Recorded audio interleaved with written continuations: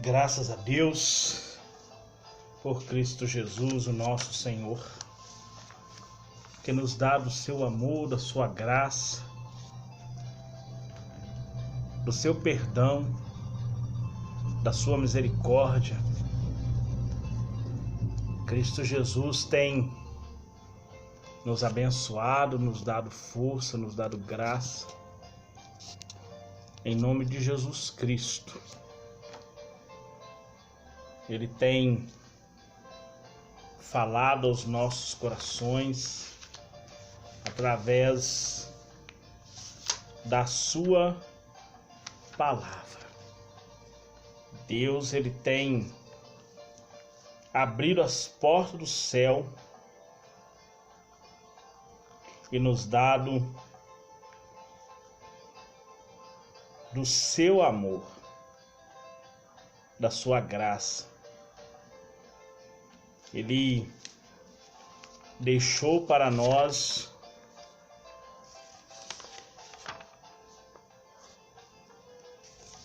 registrado nas Escrituras Sagradas tudo o que é necessário para nós vivermos uma vida santa e piedosa. E através dos seus ensinamentos, através da sua sabedoria, ele nos ensinou como nós devemos andar diante dele. Hoje nós vamos falar sobre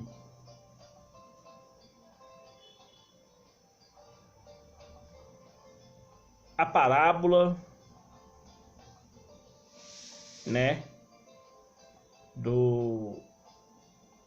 Nós vamos falar sobre anunciar a palavra de Deus.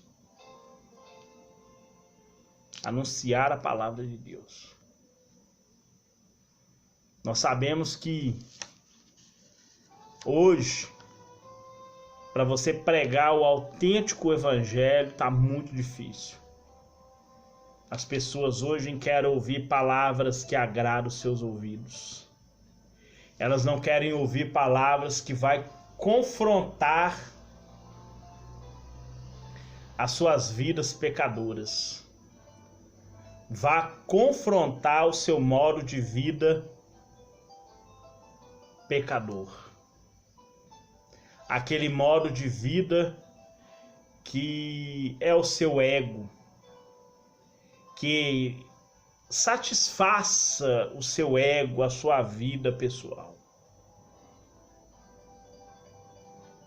Deus, através do Espírito Santo, Paulo, através do Espírito Santo, falou com Timóteo assim: Timóteo, no final dos tempos, vão se apostatar da fé, por causa dos espíritos enganadores e as doutrinas de demônios que têm alastrado dentro das igrejas.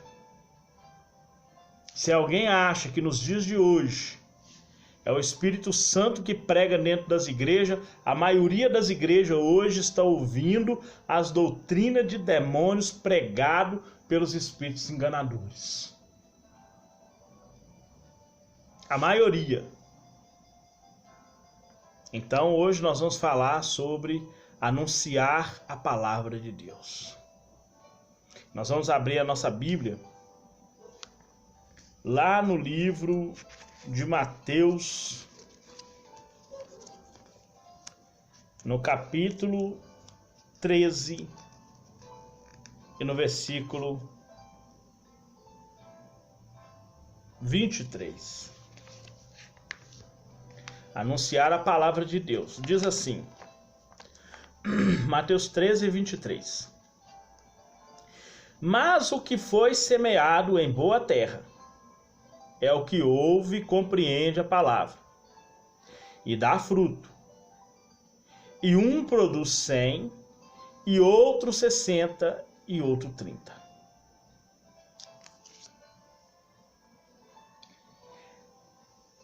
é preciso falar de Cristo. Nosso chamado é ir fazer discípulos e ensinar o que Jesus nos ensinou. Mas também é nossa obrigação orar para que eles recebam a palavra de Deus e se tornem seguidores de Cristo. Então, para ilustrar as verdades espirituais, para trazer a interpretação de coisas espirituais, Jesus contava uma história por meio de parábolas, para ilustrar a vida espiritual através de coisas cotidianas, de coisas do dia a dia. E a parábola do semeador não é diferente. A parábola do semeador aparece nos 3 evangelhos, de Mateus, Marcos e Lucas. Aparece em Mateus 13, aparece em Lucas 4, em Mateus 4, em Marcos 4 e em Lucas 8. Mateus 13, Lucas 4 e Mateus 13, Marcos 4 e Lucas 8. Mateus 13, Marcos 4 e Lucas 8. A parábola do semeador aparece nesses 3 livros. E demonstra como a mensagem vai ser recebida, ou de que forma a mensagem de Deus é recebida no mundo, entre as pessoas. Então a parábola do semeador relata de que forma a mensagem de salvação é recebida. Um dos seus propósitos é prevenir os discípulos com relação ao triste fato da pregação da palavra de Deus não produzir colheita de 100%. Nem todos vão ter colheitas de 100%. Colheita de 100% em todos os ouvintes. Além disso, a parábola do semeador também pode ser chamada a parábola do coração, pois mostra como é o interior de cada pessoa. Então, a importância de nós compreender a parábola do semeador, não só pela sua importância por constar nos 3 evangelhos, mas também por ser fundamental para nós entendermos algumas outras. Como no caso da parábola do semeador, o caso de Pedro.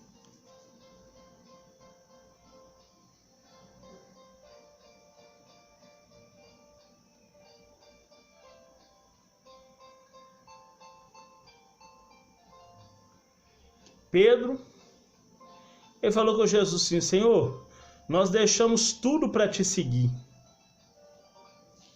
Jesus em seguida conta a parábola dos trabalhadores na vinha, para ilustrar para Pedro que alguns foram chamados, outros contratados, para ilustrar o qual é o serviço cristão. Como que cada seguidor de Cristo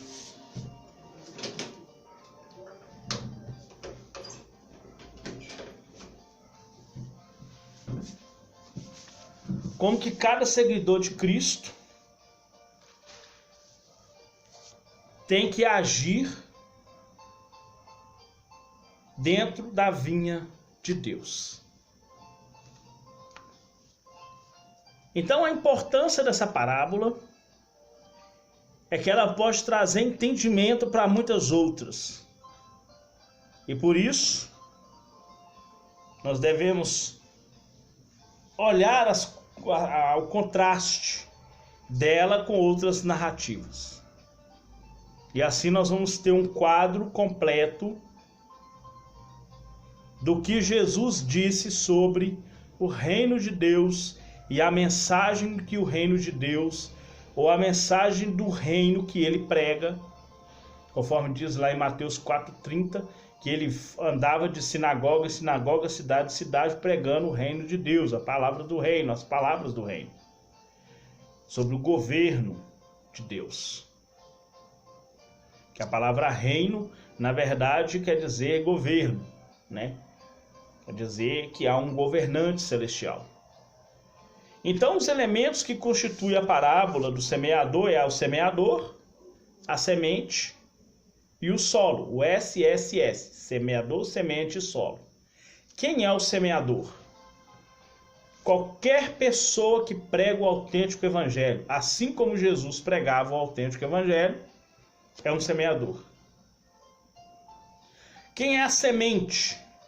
A palavra de Deus. A palavra de Deus, para nós hoje, é o próprio Cristo, que é a palavra de Deus encarnada.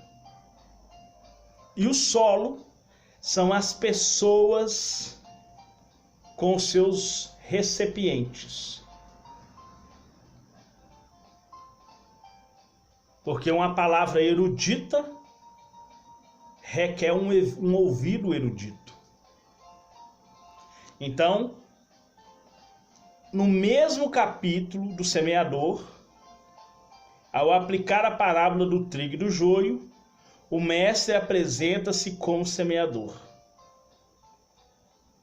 Daí, ainda que não especificamente mencionado, é possível inferir Cristo como esse semeador, ou qualquer pessoa que prega o evangelho.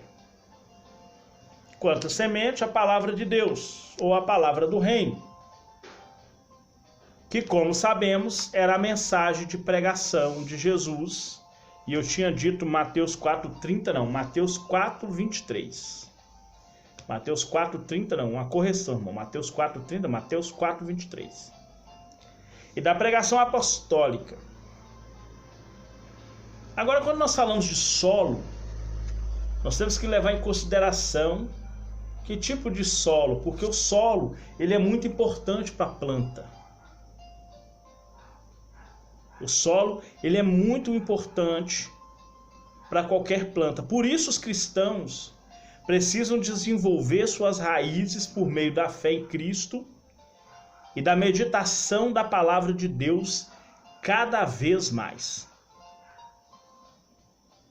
Por isso, os cristãos precisam desenvolver suas raízes, porque tempos difíceis virão e somente quem estiver enraizado, como aquele que edificou a casa sobre a rocha, é que vai suportar.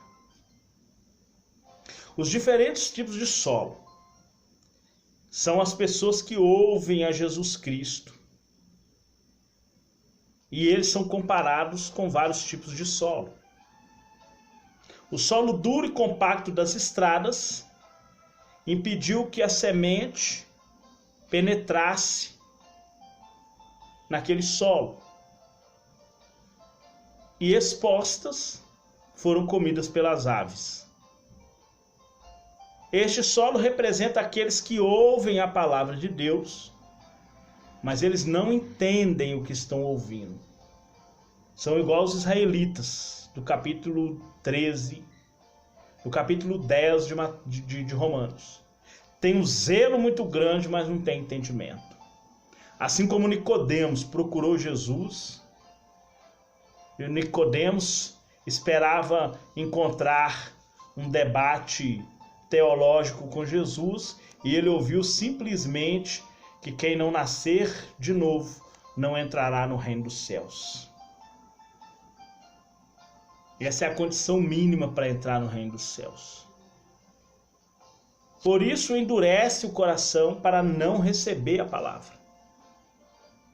As aves representam Satanás e seu reino maligno, que arrebata a palavra do coração dessas pessoas, e acontece na vida delas o que a gente chama de conversão parcial. Talvez ela até recebe a palavra, mas só dura um tempo. É a conversão parcial.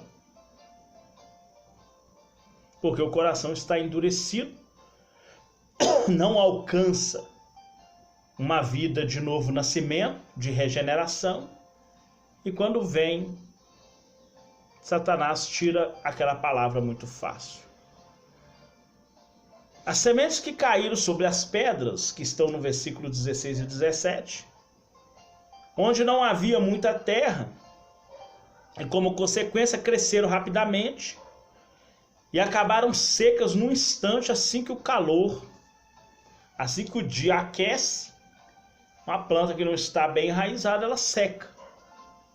Foi o que aconteceu aqui nessa situação. A pessoa recebe a palavra com alegria, mas aí quando surgem as dificuldades, quando surgem as perseguições, as tribulações, por causa do Evangelho, porque Jesus disse que nós seríamos injuriados, caluniados, difamados, mentindo, e ia levantar todo o mal contra nós, por sermos seguidores dele, por sermos seguidores da justiça, pregando a justiça. Então, quando isso acontece numa pessoa que recebe a palavra superficialmente, ela vai se escandalizar. Daí a necessidade de um maior embasamento na palavra de Deus, e de um discipulado mais frequente. Já as sementes que caíram entre espinhos são sufocadas quando estes crescem junto, os espinhos crescem junto e roubam todo o nutriente da terra que deveria ser daquela semente. Rouba toda a luz do sol que deveria ser daquela semente. E assim sufoca,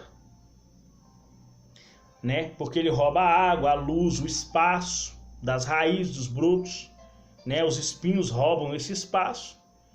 E isso, infelizmente, né, faz com que a palavra não brote, porque existem forças malignas, né? Aqui são os que ouvem, cuja capacidade para gerar frutos é sufocada. Jesus descreve como espinhos. Como espinhos.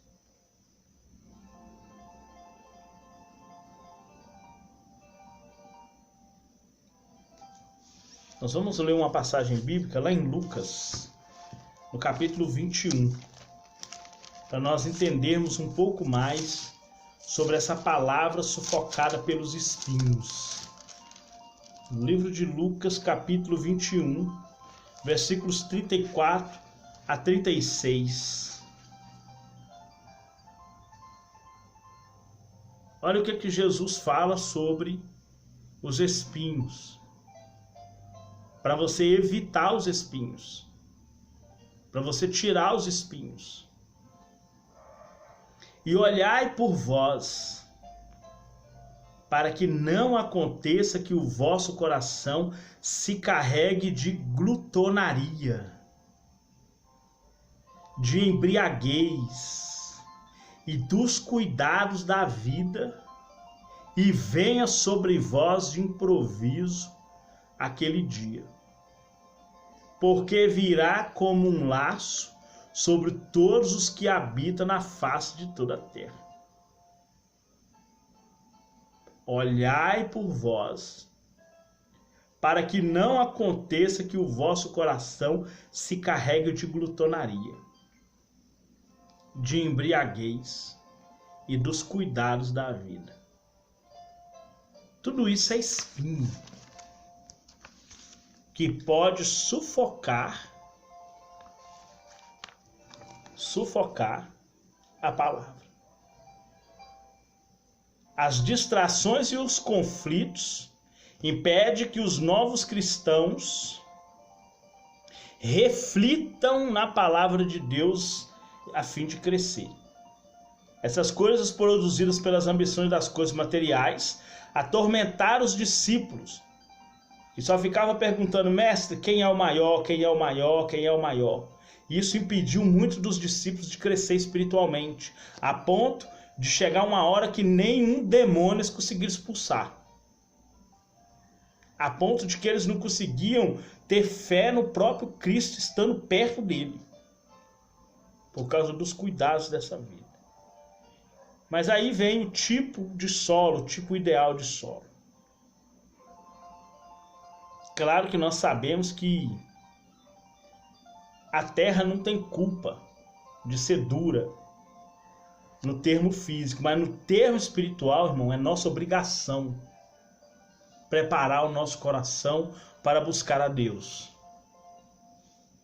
O tipo ideal de solo para ouvir a palavra de Deus seguramente retrata as reações que Jesus encontrou no próprio ministério. O tipo ideal de ouvinte mostra que o ato de ouvir representa solo fértil para a mensagem do reino. Então, se você dá ouvido, você é um representante do solo fértil. Porque tem pessoa que você prega e não está dando ouvido. Ele está ouvindo, mas ele não está com o coração endurecido, ele não quer entender.